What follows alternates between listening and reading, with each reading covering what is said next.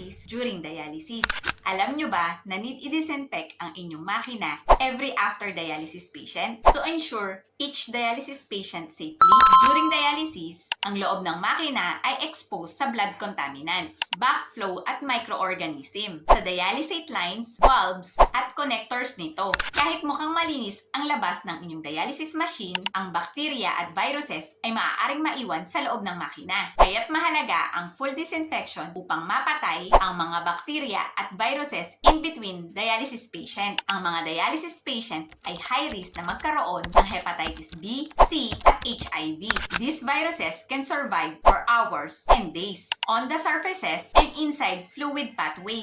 At ang full disinfection every after dialysis patient ang pipigil upang ma-break ang chain ng pagkakaroon ng ganitong mga sakit. Kadalasan din ay ina-isolate ang mga machine ng mga pasyenteng na-diagnose ng ganitong sakit upang maiwasan na makahawa sa ibang dialysis patient. Pagpasensyahan ang pag-iintay hanggang matapos ang disinfection ng makina dahil ito ay para sa inyong kaligtasan at kabutihan. Comment mo naman dyan sa baba ang salitang ligtas ako kung nakatulong sa inyo ang video na ito. Please share nyo na rin sa inyong mga kakilalang dialysis patient, lalo na sa mga palaging galit mag-intay. See you around mga kabato. Bye!